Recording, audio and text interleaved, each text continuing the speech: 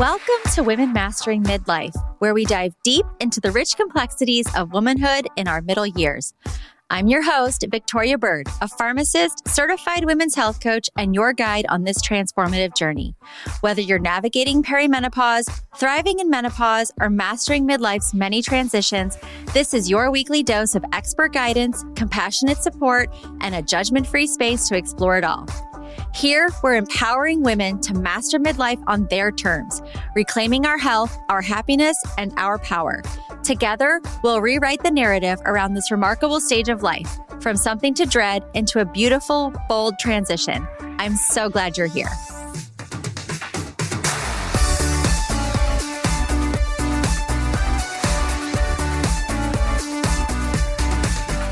Today, I am honored to welcome Dr. Sarah Berg, a board-certified OB-GYN and Menopause Society certified practitioner whose decades of clinical experience have shaped her mission to make menopause education clear, evidence-based, and empowering for women at every stage of life. As the founder of Selfority, Dr. Berg translates complex medical science into practical, accessible guidance that helps women better understand what's happening in their bodies, navigate symptoms with confidence, and make informed decisions about both hormone and non-hormone care. Her work bridges traditional clinical practice with broader public education, bringing clarity and validation to women who've often felt dismissed or overlooked in healthcare. Today, we'll be talking about why menopause education matters, how women can advocate for themselves in clinical settings, and what truly supports long-term health and quality of life through midlife and beyond. Thank you so much for joining me today. Oh, thank you. Thank you for that really nice introduction. I feel so cool. Well, thank you. I was having a lot of fun digging into, I kind of go on these rabbit hole, stalker deep dives of everyone. And I just feel like, what you're saying is really needed to be amplified in the space because, it feels like there's a lot of noise out there in the menopause. I feel like all my algorithm is menopause and sourdough. That's like what I'm living in right now. For some reason, I don't make sourdough, but apparently that's all I'm looking at. But I think that I'm excited to dig in and hear your perspective and how you manage patient care and what you're doing to educate and advocate and all the things. Oh, yeah. No, thank you. I laugh because I talk about menopause so much that now my husband's algorithms are full of menopause. He's like, I'm getting advertised menopause, to do or detox diets all the time. And I'm like, cool. Mm-hmm. So what initially drew you to focus more deeply on menopause specifically? And because you're doing OB-GYN and it's a really broad field. And one of the things I like to say is that OB-GYNs have so much on their plate. There's fertility, there's pregnancy care, postpartum care, and menopause care. It's a big umbrella and it's a lot for one specialty to take on. And so what specifically drew you to this menopause care? So thank you for recognizing that because I feel like people don't realize how broad the field is. We are, like I said, a little bit of everything. We're multitaskers. And I didn't. I mean, my 30-year-old self did not think I was going to be living and breathing menopause care. But a few years into practice, these same women that I was seeing every year that were full of joy and talking and the world was going at a certain trajectory, I used to call it the sloped shoulder moment. They'd come in and they would curl in on themselves and they felt less like themselves. And they wouldn't necessarily say a thing. Their body language was telling me something had changed. And it took a little bit, because we don't get it right the first time around. It probably took me years and a lot of education that I think back on and I cringe that I said something to someone. Yeah. But we learn better, we do better. So as I was learning more about this stage in their life, and truly because I didn't get the most education in my medical training about it, outside of my time and, on my own time, I said, I need to learn what's going on and learn more so I can help more. And the more I dug into it at that point, the more I was realizing why they were coming in with the sloped shoulders. And we were able to have great connection in the office on this one-on-one basis. But I was thinking, I don't want them to come in like that. I want them to have a way to learn about it before they get to the point that they feel a shell of themselves. And I feel like they feel alone and they feel ashamed. And they feel like also it's something about them getting old. And we live in a society that we put women on a shelf once they reach a certain age. And they were feeling like, oh my gosh, I'm here. I'm shelf-lived. And that's a hard thing to take in. So really, that was the birth of me not only getting more interested in just really focusing on menopause, but finding a bigger way to help women come in educated, learn about things, not feel like they're losing themselves in this moment, because we still have 40% of our life ahead of us. And that's a lot. And I want it to be the best part of my life, not a part where I feel like I'm silent in a corner. Oh, yeah. My first experience with symptoms was early 40s. And so if I live to be 85, it's more than half my life. Yes, yes. And I want to live to 85. I want to be a high functioning 85, but I do Yes. want to live to 85. So it's a big chunk of time to just feel irrelevant and on a shelf and aged out. And we know that women live longer than men, but we live in poorer health. And it makes sense. This is this pivot point that we aren't focusing on that does make that difference. And I used to say in the office, I could tell how someone lived by when I walked in the room. A 50-year-old could look 35 or she could look 85. And a lot was about how she carried in life to that point. Yeah. So from your perspective, where does this healthcare system that we have right now fall short for women? Because I think, you're kind of talking about it a little bit, but Yeah. But what are some specific points that if you had a magic wand to wave to fix women's healthcare system right now, what would you do for midlife women? Well, the major thing is I think I would love to see more education on both sides.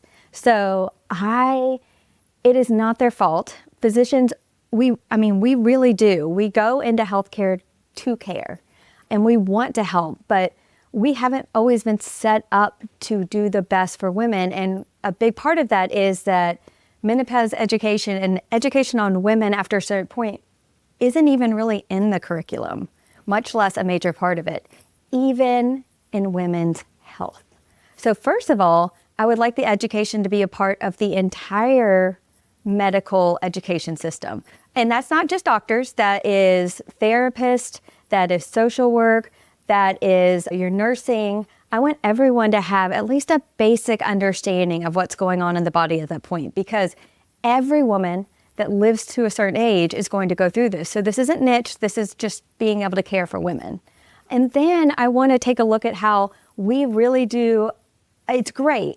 We go into these specialties, like there's the orthopedic, there's the cardiologist, there's the neurologist, but we get so deep into our whole, we kind of forget about the person as a whole, the humanity there. So someone will go to the cardiologist and there's changes that are because of menopausal changes. And then they'll go to the dermatologist and their skin changes that have become. So they're getting very segregated information that maybe would better start it if we talked about it as a beginning point rather than at the ends of the care.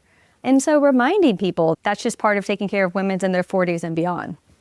Yeah, I feel about that for pharmacists too, because I get a lot of flack from doctors about, the retail pharmacists who refuse to fill their prescriptions for them because of some warning or something. I'm like, oh, please, we all need to be educated. I don't remember, I graduated in, I'm going to age myself, 2004, and we never talked about menopause being a disease state when we would write up soap notes. It was just a medication on the med list, but it was never actually something we had to address. It was just taking care of the meds and watching those. And then the WHI study came and we don't talk about it at all. We just stopped. Yeah. Well, and to the point, it's like you go into it because you want to help and you're doing your best and you think you're helping someone by saying, hey, think a little bit about this medication because that's what you've been taught. And you think you're helping, but in a lot of time, because we're not getting the correct education, we're roadblocking people instead of helping push things forward. Yeah, absolutely. Absolutely. So one of the things that when you talk about educating the patient, there's a lot of clinical, I read articles and my eyes go cross, and that was like part of what I'm used to. I can't imagine a layperson who has no science or medical background having to read some of the things that we read. So you do a really good job of taking all of that and making it translatable to your patients and women that are listening. And why was that so important for you? And how did you, what do you do to support that? So I think, and this is why it's my passion, I think education is preventative care. If we know, we do. And I'm an English major, so I love, and I think of it as my way of connecting. I love finding stories in ways that make sense and make things interesting. Because same idea, like scientific papers are dry, and they're meant to be dry, they're just data. But if you give someone a story, if it's an interesting story, they can stick with it. But if it's not interesting, who wants to learn? And I mean, really, that's the foundation of it, finding ways to give evidence-based medicine. So things that we have proven, that we have data on, that we can say for sure, I'm not in this moment doing harm by giving this information, but giving it in a way that tells a story that explains it. And again, I love storytelling. I write a lot, and I love finding ways to make stories part of everything. And I feel a lot of medicine because we learn, and like, we have a whole language and abbreviation system. And we talk about things like this, the F2465. And it's like if I were to talk to an engineer, I have no idea what they're talking about ever. And when I talk to business people, whole different language. Well, I know, and I have to remind myself every day, the language I'm taught, that's very specialized. So if we want people to do the best, we have to bring the language and make it sound like something that they can relate to. And again, that's my mission, is making it relatable. So yeah, that was the kind of the background of it. But the other ideas, even when I would say, I mean, do you have a lot of menopause books in your house? Yeah. Yeah. They're everywhere. I'm about to say, but here's what I found. Even people, I mean, like menopause is my thing I read about all the time. But a lot of times they start to stack up and you have the best intentions to read them. But I mean, it gets hard to stay focused on it because we live in a TikTok world where we visually see more than we read. So I always tell people, I know you probably have on your bedside table a stack of books, but this is a way to get that same information in a way that won't make you feel guilty for having that stack of books there. Yeah. I have a few books that I have read, and there's Post-its, and then there are a few that the binding isn't broken. I will admit it myself. Yeah, absolutely. And this is the thing we talk about all day, and it's still, I'm not going to, I too will say I have books that I have bought that are still sitting with unbroken binds, and that makes me sad, but I'm being honest. Yeah, there's just not enough time sometimes to, that's one of the last things I want to do is read, like sit at the bed. I want to read like a beach read, like give me some like romance novel or some comedy or some sort of like meet cutes. That's what I want. I don't want to talk about, I talk about like vaginal dryness and GSM and osteoporosis and all those things all day. Yeah. Like that's not what I'm going to read at my bedside. So I do agree with you. And I agree also that we live in a world where people want to sit on their phone and they want to quickly get some information, digest it, and move on. And so the art of book reading is kind of going to the wayside. Yeah. And I hate that. And I'm a big book person. I hate that. I don't want to encourage that. But it's also important to say, okay, let's be honest. I'm not going to read the book. So what can I do to get the best education? Because I'm the same. Like I would say there's two camps of people, what you actually read. Kind of sexy time books, like fun beach read sexy time, and murder. And there's like no in between. That's true. I can't read murder. I would never sleep. I think everybody's out to get me. So I stick to the other side. It is the funniest thing. I'll be like, I would have never expected it, but I'll talk to some like sweet little, cute little lady wearing her pearls and her earrings and stuff like that. She'd be like, have you seen this murder documentary? And I'm like, oh, didn't think we were going there, but yes, lady. Like, that's so cute. Yeah, I would be convinced that somebody's going to kill me at some point if I watch those things or listen to those things. But now you know how to prevent it. It's like Law and Order. You think you're a lawyer after you watch it. Like, read the murder things, be like, well, I know exactly what to do, and I'm ready. Yeah. Or you just sound crazy. There's that too. When I talk to people about things like, the watching in the parking lot or the walking around a lake late at night, like those are all things that just end up in a murder show. Don't do those kind of My husband always tells me, he goes, you don't have that, like, I could get hurt feeling sense. He's like, you just like, I love trail running. And he's like, you just go out in the wilderness and assume everyone's good. And you like pass a bear and you're fine. I'm like, well, I mean, it's living its life. I'm living my life. It's fine, right? So I should have more of that. See, in my house, it's the Schitt's Creek episode with the siblings who are like, you get murdered first. No, you get murdered first. Who's closest to the door? Everything can relate back to Schitt's Creek. 100%. It's universal. Okay, so we've gone completely sideways, but it's also fun and entertaining. Can you tell me a little bit about Selfority and what that brings to the scene? So Selfority is a digital content. So again, meeting us where we like to be. So I wanted to make a master class of sorts on menopause. I wanted it to be interesting and I wanted it to be fun and I wanted to be who I was in that, because where I found is like communicating with people was my jam. It's where I feel comfortable. It's where I felt like I made the most progress. Like, I'm not going to be the person to write a research paper on something.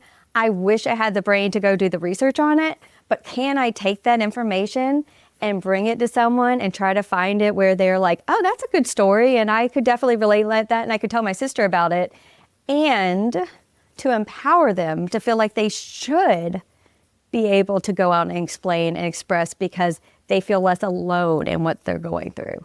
So those were the big buffer to why I made it. So I spent a ton of time researching, making sure I was as up to date as possible. I put the course together. I used a videographer. I brought in other videos, so you're not just watching me and watching PowerPoints. And I tried to make it interesting. So that was like the beginning of it. And then being able to come out and talk about it and share about it. And, it's like your little baby. It's my labor of love that I'm bringing into the world. And to be able to do more with it. Like, I can't wait to do as much as possible with this platform. So just bringing it to as many people as possible is my goal. And I think we talked about this, like everybody I'm meeting in this world of women's health, I'm not meeting what I call the mean girl. I'm not reading the roadblock. I am loving that we're all in a stage where it's like, cool, the more people talking about it, the better. I am glad so-and-so is talking about it. I love learning from so-and-so. And I love the community of people that are bringing this information out there. So that's also been part of it, like being able to connect with more people to amplify the information so that everyone, and also not just women, everyone learns about it.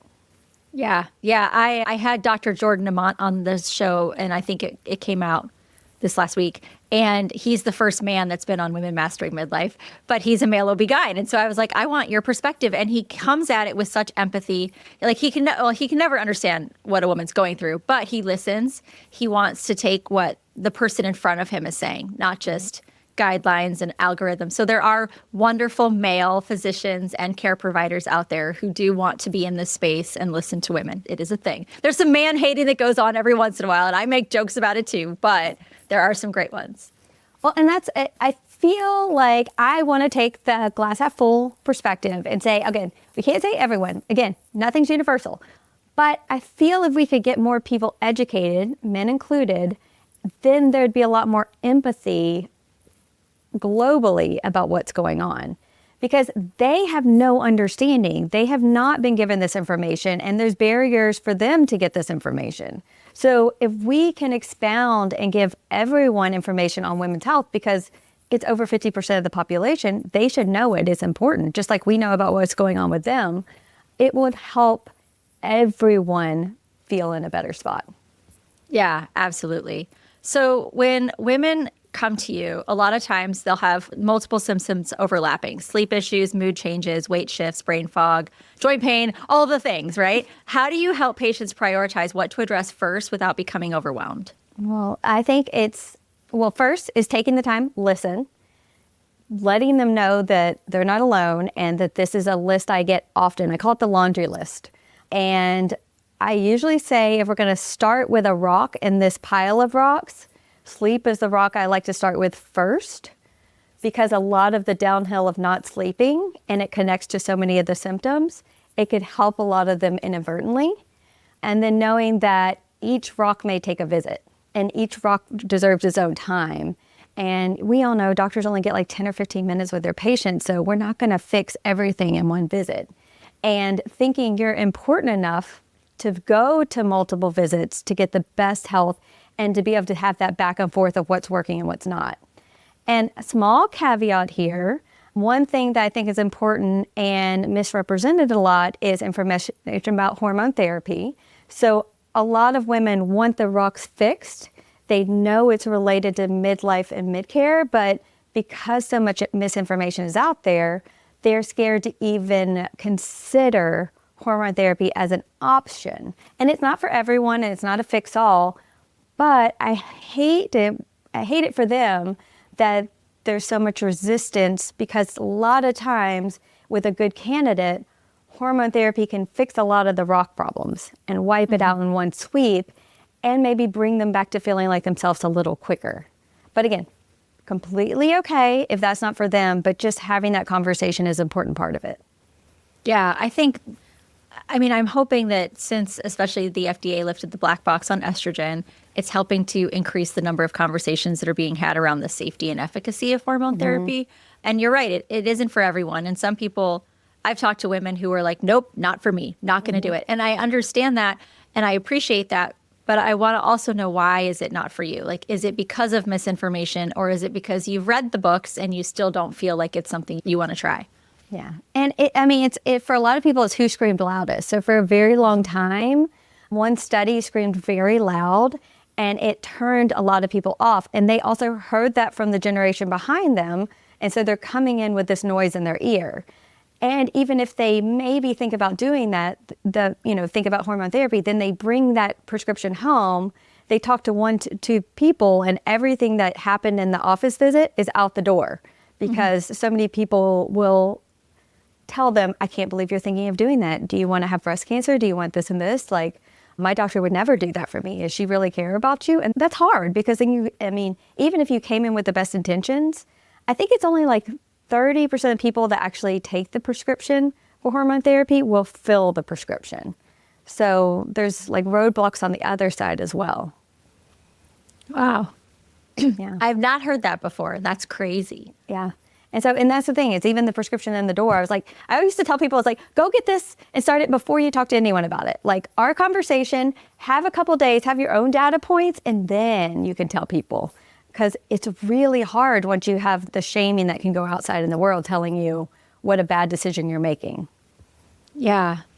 Gosh, I wish that wasn't still the conversation. Like, I wish we still weren't having to argue these points with people, because I feel like it's everywhere that it's safe. But then again, my algorithm is flooded, like, this is the world I live in. So it's different for me than somebody who doesn't see menopause and sourdough. Yeah.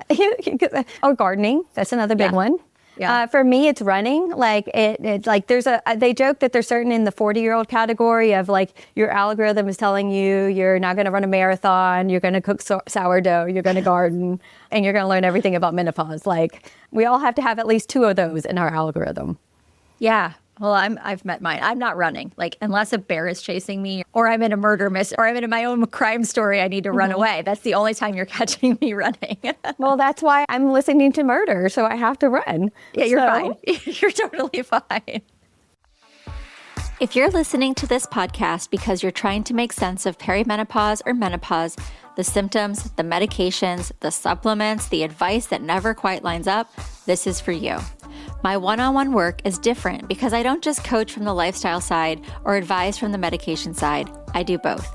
As a licensed pharmacist and certified menopause health coach, I work as your consultant and collaborator, helping you understand what's happening in your body while also helping you implement changes that actually fit your life.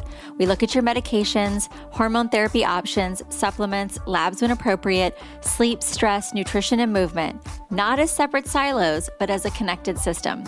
When needed, I collaborate with your prescriber and local pharmacy so your care feels coordinated instead of fragmented. This isn't about replacing your medical care. It's about translating it, personalizing it, and helping you feel confident advocating for yourself. If you're tired of guessing, overwhelmed by conflicting advice, or feeling dismissed in rushed appointments, this is where clarity begins. You can book a free discovery call through the link in show notes or on my website, and we'll walk together with pharmacist-led, coach-supported care that's the next right step for you. So what are some things, when you talk about foundational sleep and those things, if we step aside from hormone therapy, what are things that you're telling your patients and women that you talk with about those foundations and how to lifestyle manage them? So a lot of it is preparing yourself for bed. Like, think of it as a whole moment. My husband tells me, he's like, you go in and you have like your 30-minute to hour of like unwinding time, and everyone should. First of all, it's about getting away from screens. I mean, these are things we know and we hear, but let's put it all together. Get away from screens. Like, screens are activating our brain. They're keeping it spinning. Like, turn away from the screens for at least an hour before you go to bed. Make the room cold, way colder than most houses are. And then not only an overhead fan, like, have a fan facing you, because a lot of what is disturbing women's sleep is night sweats, even if they're not waking you fully up. So they did studies where they put I always call it the brain cap on, where they were monitoring how people were sleeping and people that think they sleep the whole night. And they were having these times when their REM sleep and their sleep was irritated, and it was around a time where their body temperature was going up. So they didn't realize that they were having poor sleep from it, but they weren't getting the deep sleep that they really needed. So having a colder environment is very helpful. And even some people will take a cold shower before they get into their bed. And so it's like priming your body to stay at a better level. And then again, it's a lot of people, meditation before sleep is really nice. So again, turning your brain down. So again, even if you're not using hormone therapy, making your bedroom a safe space, and don't make it where you watch your TV and where your kids and you do homework. Make it really the space where you sleep and you have sex. Yeah, I've heard that too. It's not a bad idea. And I think I've found that it's a big struggle for women when I tell them, like, let's talk about how you sleep. And it's, well, I've got, after the dinner's done and the kitchen's clean and the kids are done with their homework, I have, 2 more things to do with work. I get back on my laptop. And then I just crash. Yeah. And then I just crash because I'm so tired. Yeah. It's like, well, you shouldn't be going to bed where you're going to pass out, and you shouldn't have that computer. But it's a hard thing for women to let go of. Oh, yeah. Because we're told to be productive until the last moment of our day. Like you said, we crash. And that's not a good sleeping pattern. And there is so much research going on and so much research out there about us. If we don't get productive sleep, your brain is not going to work well the next day. Your mood isn't going to be as stabilized. Your metabolism isn't going to be as stabilized. Your insulin isn't going to be as regulated. So it's not just about feeling tired the next day. It's your overall health. And that is obviously a very big deal. And I think we don't think about it. And where I come from in medicine, it's almost a badge of honor to not need sleep. And we do 24-hour calls and then work the next day. And it is like, doesn't make sense, because you wouldn't want a pilot flying you after 8 hours of being mentally on. But you want me to do surgery on you after I've been awake for 36 hours? Like, that makes no sense. But we train, and a lot of jobs train to think, oh, I don't need sleep. I only need 4 hours a day, and it's a badge of honor. But I want to turn it around and say, no, getting my 8 hours of sleep a night, that's my badge of honor. Like, I made time for myself and I prioritize that. Yeah. And you're going to work better and show up for other people better too. Yeah. Yeah. I think sleep and stress are the two things that I try to work with women on the most, like regulating your nervous system, resting, putting things down, really, stepping into meditation. And that's our generation. I don't know how many people look at me when I say, do you meditate or do breath work? And they look at me like I'm crazy or I'm too woo-woo for them. Yes. That's my favorite, when they're like, it's woo. They look at you like you might as well be wearing a crunchy suit and like having tambourines. But there's a lot of data, like good research done on meditation. And and there could be more. Like, the data keeps proving that it is really good for our nervous system to kind of turn it down. And so it's not woo, it's science. Yeah. And breathing too. Breathwork totally changed my life. And it's something you could do at the stoplight in your car. It's something you could do at your desk. You could do it before you eat, and nobody has to know you're doing it. You don't have to, put a sign up or chant loudly or breathe heavily. If you do the alternating nostril breathing, people might think, you're kind of funny if you're sitting at your desk. Yeah. But there are things you could do that are it's really a helpful tool. I actually even took the time in my course of doing breath work with a person, like just stopping and watching me do it. So you kind of had an idea of what it looked like because it's so important. And like what you're saying, I used to say this all the time too with patients about their Kegels. I was like, you can do it. And again, very different topic, but Kegels for pelvic health. I was like, no one needs to know what you're doing. Like that's your private business. Like, but you can do it anywhere. Like if you, every single stoplight, did your breathing exercises for one of the stoplights and did your Kegels for the next one, you have done more work than 99% of the people out there. Yep. I could be doing them right now. You wouldn't know. Maybe I am, maybe I am. Nobody needs to know. And that's, I think, approaching the way that you're approaching medicine, and even in just this conversation, you can have the knowledge, the clinical skills, but the ability to relate to people and talk with people, maybe have some levity in it. I think that's really also important too for women to connect with, because there's also this like cold feeling of medicine. I know I've gone into doctor's appointments and I know what I'm going to say, and I am really good at advocating for myself, and I totally shut down and I walk out of that appointment like, wow, I knew better. That just happened, you know? No, I wrote an article on this because it's so, I mean, it's not just, you know, people that aren't in medicine, even people that know a lot about it. And in the article I write, I was like, I talk about this stuff all day long, but when I go and I speak in front of 300 people, but put me in that room in that paper gown and having a conversation about myself, I shut down, even though I talk about advocating all day. And that's why it's important to go in and be prepared like a meeting, because it's harder than it looks to advocate for yourself. And especially when we come from a world where advocating for yourself feels so uncomfortable. Mm-hmm. Yeah. One of the things I wish that healthcare would change is, you know, now we've all started getting those text messages with the forms we have to fill out prior to check-in with the millions of questions, and they do the HIPAA form, the insurance, the payment release, all the things. Why can't we have a menopause? Like there is an actual symptom checklist that doctors could send with their 8 million forms you have to fill out that gives you the opportunity to say, this happens not at all, often, all the time, rarely, you know, fill that out so that you don't have to say, it hurts when I use toilet paper when I pee because I have such dryness. You can just mark a box and then they can bring it up to you. Why are we not doing this?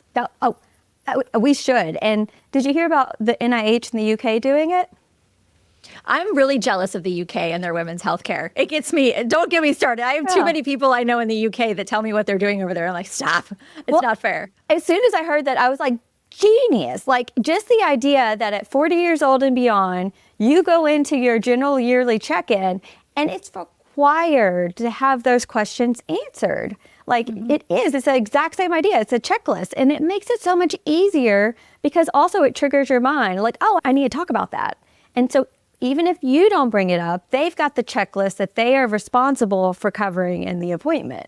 And I think that's magic. And I wish, like you said, I wish everyone did that. And everyone listening, consider making a form and giving it to all the doctor's offices and seeing what happens. Because it's just adding a paper to their portal thing. Like it's easy. Yeah. I created a symptom tracker just like that off of, I think it was Australia's list, it was from the International Menopause Society. I made a similar one and put it on my website, but it also shouldn't be a patient's job. Yes. It should be something that's handed to you. Because I went in for my 45-year checkup and she's like, okay, so you need your mammogram. This year you need a colonoscopy. Like they know all the things. Yes. But yeah, exactly right. Make it part of the conversation. Make it part of the checklist. And that goes back to medical education and prioritizing that medical education. We need to make it important. Just like there's been, I mean, and I love it. There's been advocacy for postpartum depression. There's been advocacy for infertility. There's been advocacy for learning about the menarche and starting of periods. And there's been so much incredible work done there, but we don't stop having women's issues and women's changes when we hit stop having periods. Like that's not the end of it. And I think that's the part. And I always call it the Venn diagrams. Like some of the things that are going on there, it'd be great for people to be educated how it's going to affect them later in life. Like, there is a connecting block. And again, there's so much research we could do. I mean, we shouldn't be 8% of the research done for our federal government money done. We should be like, I mean, at least 50%, guys. I mean, we've got so much we need to answer for.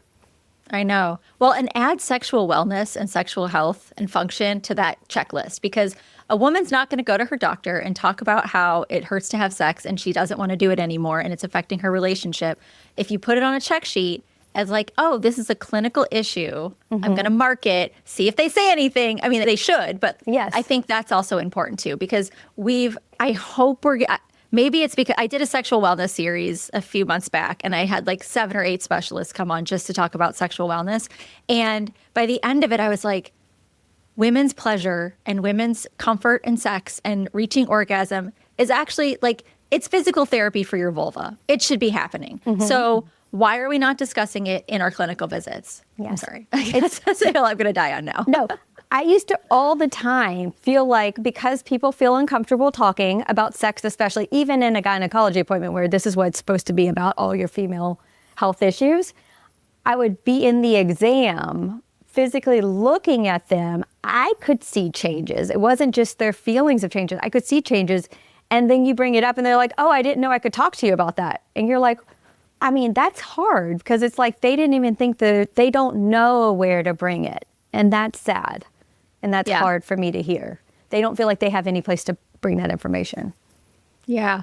Oh, I was talking to somebody who's doing a startup. It's a man who is doing a startup in a wellness clinic, and he was asking me questions about how do you like help men understand menopause. And he was talking about, he was in this male Facebook group. I guess there's like a support group for men who are experiencing significant others in menopause. Yeah. Which they need to understand it too. But it's men talking to men. So I don't know. There's just this disconnect. And I said, well, when you're starting with, I want my wife to get put on hormones so that she wants to have sex again, that's making it about you. Yes. How can let's at least have the phrase, how can I make her feel secure? And how can I make her feel like I'm with her, helping her through this? Where's that? I know. I feel like they need a moderator. Exactly. Can you have some female either clinicians or even experienced women come in and tell you, like, don't make it about you. Yes. Don't make it about you.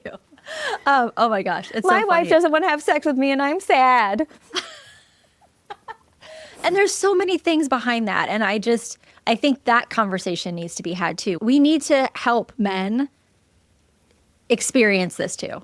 Well, I always told people, and again, you don't want your spouse at every appointment you have, but I would say your first visit, a lot of times when you're newly pregnant, you're getting an ultrasound, the significant other comes, and so they can hear the information about what's changing in her body and what's going on with her. And I used to love dispelling some of the things where, they're super tired and their significant other kind of is picking on them about it, but give them the education and they just stop. Same idea for menopause care. It's not a bad idea to have a significant other there to hear why things are happening. And I always take that further. I was like, but not everyone has a significant other that's a female in the menopause age. And everyone should have this information so that they don't make snap judgments about women, period, in that stage. And that's why I think it's important we bring it just beyond same idea, how it affects them, but bring it out so that they can understand how to help people at work, their friends. I actually had a really fun conversation right before this. And the person I was talking to, she's a rock star in women's health. She does so much cool stuff. And she was saying she talks about it so much. Her husband was in a conversation with another male friend. And that male friend was talking about how he's having struggles in his marriage. And he was like, have you thought that maybe this could be because she's going through perimenopause changes? And they had that conversation that brought them around to having a group conversation. Like the person I was talking about who is she's an expert, being able to talk with the wife and talk with the husband. Yes, but it's like, it can happen. Like there can be advocates out there that can bridge that gap back. And same idea. I was like, round of applause. Like that's what you want to hear. I know. I need to write this down. We should do locally, a husband, like a book club kind of night, but not book club, but like invite guys to come in and ask any question they want without judgment and have any conversation they want without judgment and show them what a vulva looks like, show them where the clitoris is, all those things without them having, right? To ask. I Be like, we know you know, but just for the others in the room. Yes, like, exactly. Well, I didn't even know until I started digging into this how big the clitoris really is. Like, I didn't you know take what it that was foot like. down and it's a... I know. But so those are all those things that I didn't know until I was in my 40s. So, and I had a conversation with a book author. She and I were talking about how I have two daughters. They're 14 and 16. And we've had very open conversations about women's health and sex. And I hope even the cringy moments when they're later on in life, they will really appreciate that they have this knowledge going in. Right now, they're like, menopause, menopause, menopause. But I do say, like, I don't want them to get to 45 and say, I just now had the best sex of my life. Yes. Yes. Like, I want better for that generation. Yes. Because I've talked to women in their 40s who's never had an orgasm. Yes. And it's shocking how many women don't think they deserve it or it's worth putting the effort in for. They're like, it's for them, not for me. And it doesn't matter if your partner's female, male, whatever. We instinctively think it's for somebody else. And I think it's about, I always say, women, put yourself, you should be the most important person in your life. Like, you should care about yourself the most, and that is okay. But that's not going to happen for most women. So I say, at least put yourself on the list. Like, care about yourself like you would your child, your best friend, your significant other. Because if something bad was going on with them, you wouldn't berate them and say, I can't believe you let it get to this. You'd be like, man, that's hard. And you would support them. So just think of yourself as your best friend. Yeah, that's true. I mean, I know I treat myself, the things I say in my own head are so much worse than things I would ever say out loud to a friend. Yes, yes. And we all do it. I mean, everyone does it. We all do it. But at least if you can realize and maybe have that like slapping your hand on the moment, be like, I would never talk to anybody else like that. Why would I talk to myself like that? Yeah. Because we are ugly to ourselves. Like uglier than brutal. anyone else could be. Yeah. Yeah. Like, yeah. So when you just said you were talking to another expert in the field, when you're talking to other experts and other menopause specialists, what are you seeing that's getting you really excited? Like, I like to hear what other people are hearing from other people. What's getting me really excited is their excitement and their perspective. So we all come in and it's almost like every time we talk, it's a brainstorming session. It's like, and we were actually talking about this idea of how can we get men educated and what can we do to make them not only think that it's important, but it's imperative. So we were joking through some topics we could bring them in the door without them feeling like this isn't for me, I don't want to talk about it. And we were just having a joking fest, and it's about bringing it to people where they're at. So I like the fact that we're talking about it. I feel like it's that kismic moment, like it's in the air. It's happening. We put it out there. We're going to start having co-ed menopause education, and no one's going to feel silly about going to see it. So I said it, so it has to happen. Or even, I was thinking, even as much as people probably post-COVID still hate Zooms, having it be, you don't have to have your camera on.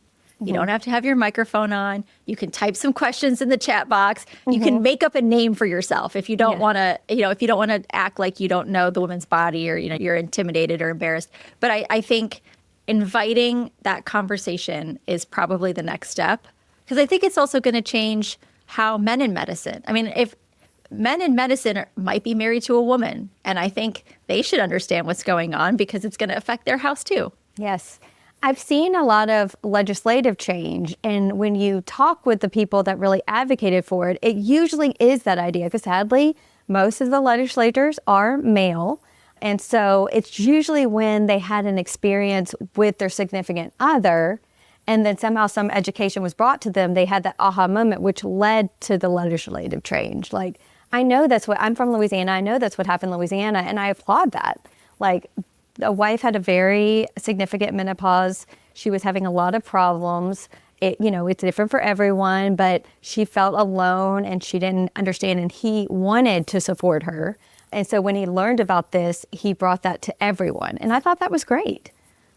Yeah, I think also menopause in the workplace, like having those conversations, because when you're in a boardroom and you've got brain fog and you're having a hot flash and you're in the prime of your career because you've invested 20 years at a company or whatever, and you're hitting the second glass ceiling because you're missing days at work, or you're not presenting like you used to, or you don't feel like yourself. And so you're not coming across as the same person in the office, and they don't know what's going on with you, and it's not tolerated or understood. And I think that's another thing we need to start really pushing. I'm actually working on a program for that, because I feel so strongly about this.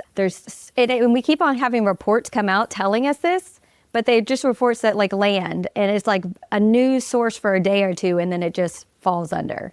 And I mean, I know you kind of follow other countries, and in the countries that are making these changes, it's incredible what we're seeing when we bring that as a wellness thing into the workplace. And yeah, so I agree 100%. And another part, and I think it hurts women too, is that it's that knowledge, you're fearful you're going to have a hot flash in the middle of a meeting. You're fearful you're going to have the brain fog. So you've got that neural pathways that are on fire almost. And it's almost like the self-fulfilling self-fulfilling activity. So that's also a problem, because women are scared to do their job at a certain point. And this goes from the CEO level holding the meetings down, the whole workforce. Like, you talk about a teacher who's bleeding through her pants, but is told she can only go to the bathroom 2 times a day. Like, she is going in with so much anxiety every day for work.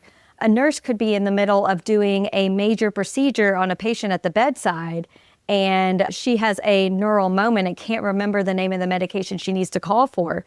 That's scary. You're working the checkout desk, and urinary incontinence. You have a massive urine letdown, and you, A, have to ask your boss who's 18 with a clipboard to go to the bathroom, and B, the bathroom is across the building, and you, of course, don't have a change of clothes.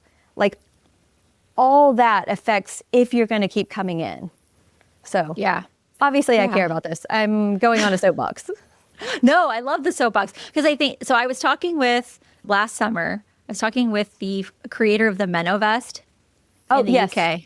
And for those that, because I've said this a couple times and I've never really explained to people out there what that is, but it's a vest that you can put on that simulates a hot flash. And so there's training where you'll put it on, and as a man or somebody who would not experience a hot flash, you put it on and experience that and still try to function. And I think that that's a really brilliant tool. So I wanted to talk to her about how can we bring this to the US and what can we do? And she's like, well, it's fun. Like, it's a healthcare funded thing in the UK. Like, we have funding it's mandated that there has to be menopause in the workplace training, but that's not mandated here yet. And so yes, but she's like, so, like, for me to do that, I would have to franchise the Menovest, get my own like footing in the ground, like marketing it, selling it to people for them to pay me to train them when it's not even required yet. And I was like, like, I'm a year ahead of myself. Yes. Well, and that's what, I mean, again, I'm a yes person. So I hear all these roadblocks, but in my head, I'm like, we need it. We need it. And I know we don't live in a system where it's a capitalist system. And so I think you talked about a little bit, we also know that it affects the bottom line for businesses. Like, money-wise, they're losing money by losing this talent base. They're losing money. So even if we can just frame it so people understand the financial cost of losing such powerful, wonderful, amazing women at their prime of where they should be moving into the top jobs, that maybe would be something that can help push that conversation. Because we are. Yeah. Like you said, 20 years in, we've been working great. We were on our path to be in the C-suite, and then all of a sudden, I mean, we have data for it, but it's like 1 in 5 leave the job. More 3 in 5 consider leaving their job. They stop putting themselves in for promotions. And also the people above them stop thinking they're promotable, all because of this misconception and misunderstanding.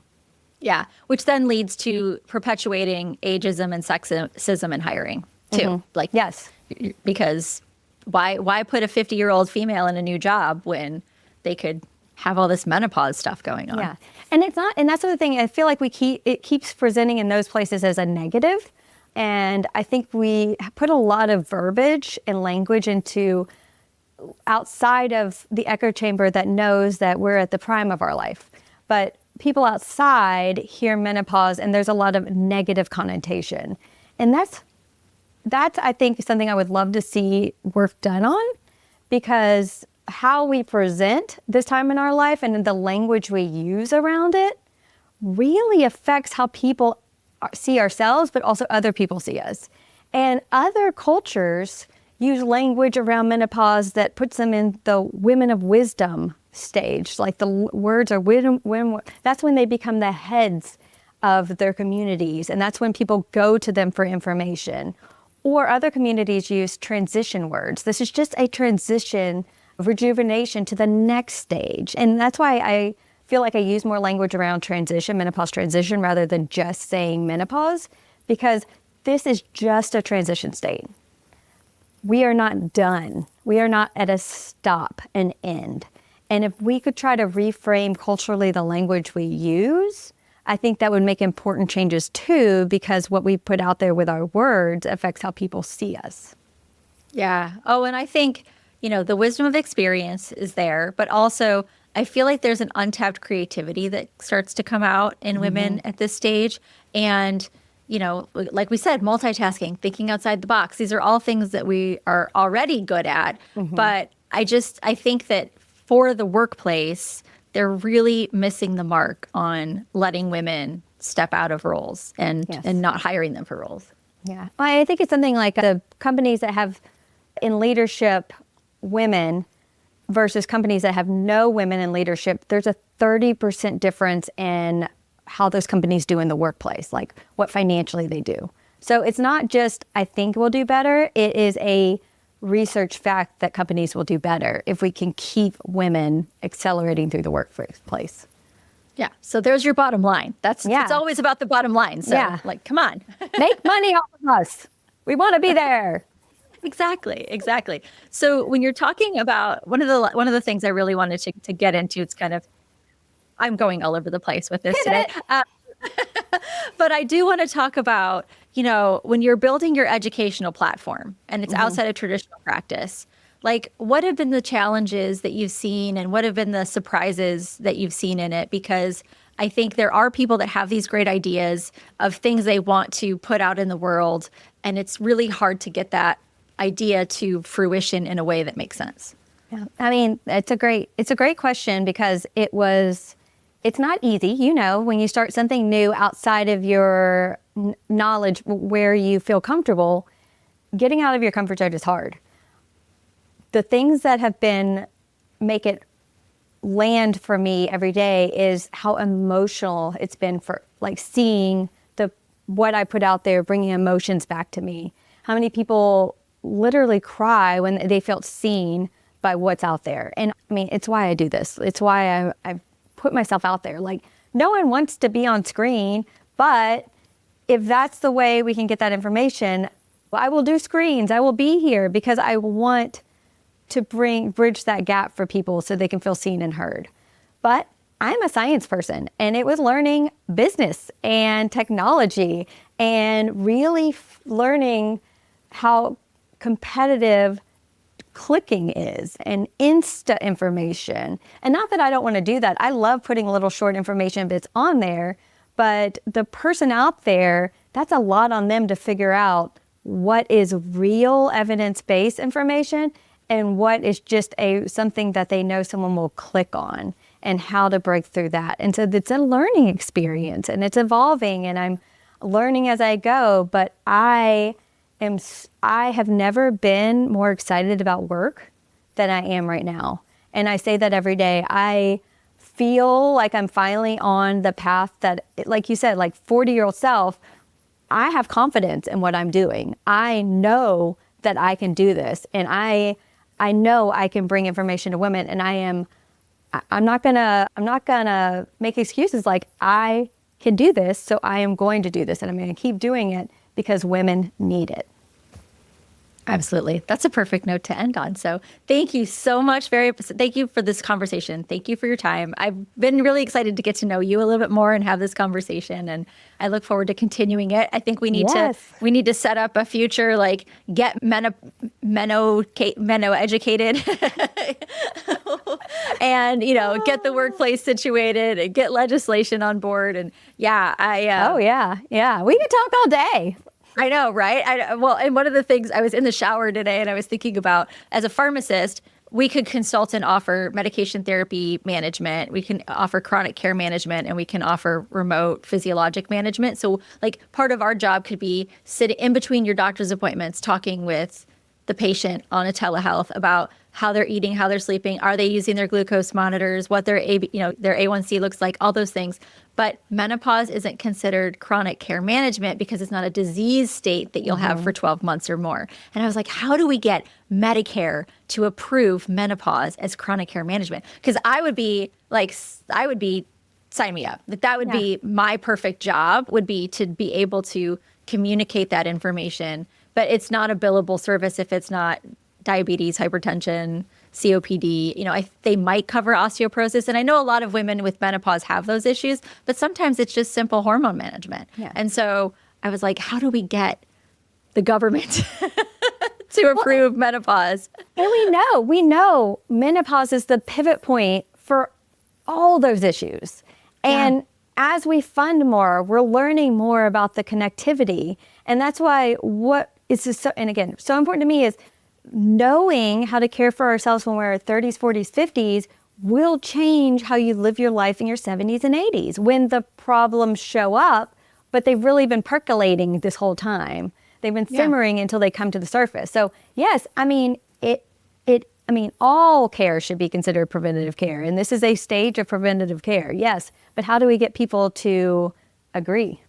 Right. Yeah. How do we get the government and insurance companies to agree that menopause should fall under chronic care management so that we can bill them for services of making sure they don't end up with cardiovascular disease? Yes. And I know we didn't even get to talk about like non-hormonal things and all the importance of that and how important, that is like the foundation for menopause care. And I wish people didn't feel like it was just a quick pill fix. If we, again, prioritize ourselves and do things for ourselves, it's a whole different world. And there's good data behind it. It's not just a story we tell ourselves. I know you said you're going to go do Pilates after that. You put it on your list, you made it happen. You're filling in that time block that we know women 40 and up are the lowest on the population grid of actually getting physical activity done. In all the CDD studies, we just don't do it because we put everything else first. Yeah. And we're spread thin and we don't have time for it. Yeah. But I also said that I almost couldn't because I was stuck in my sports bra. So,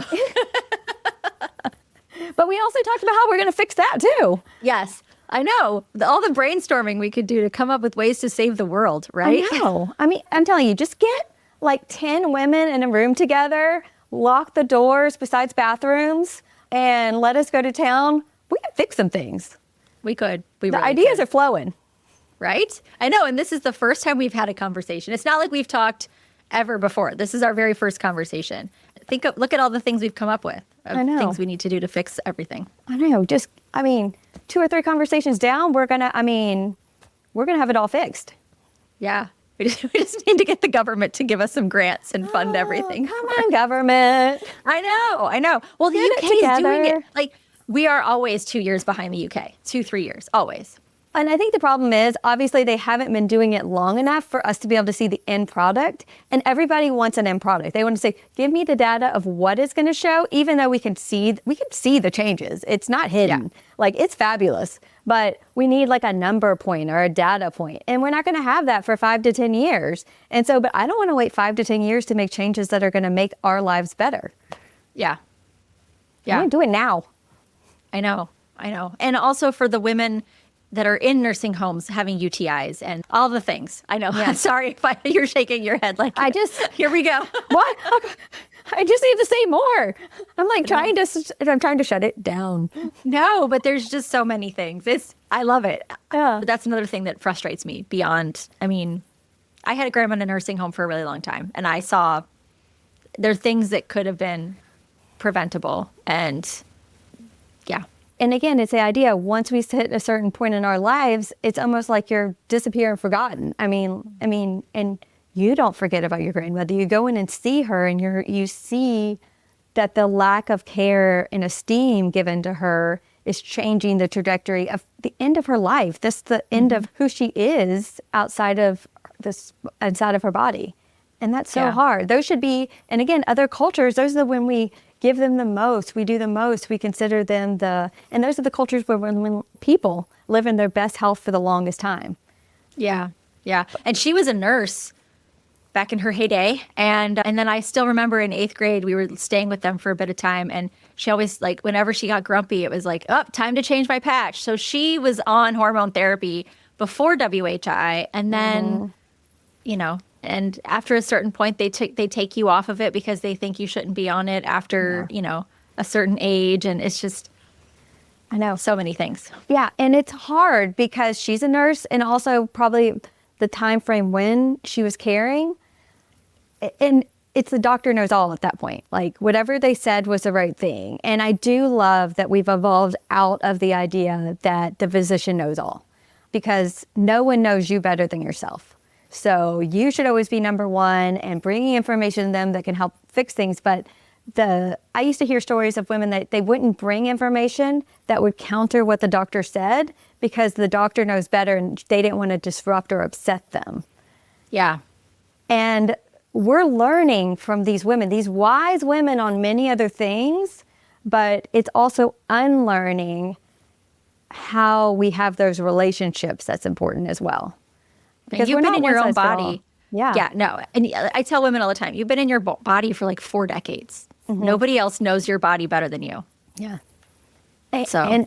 And if someone, and it's learning how to talk about, learning how to have those conversations is important. So bringing the information the correct way can build connections, but also it's okay to break up relationships. Say, nah, that wasn't a good fit for me. Someone else may be better.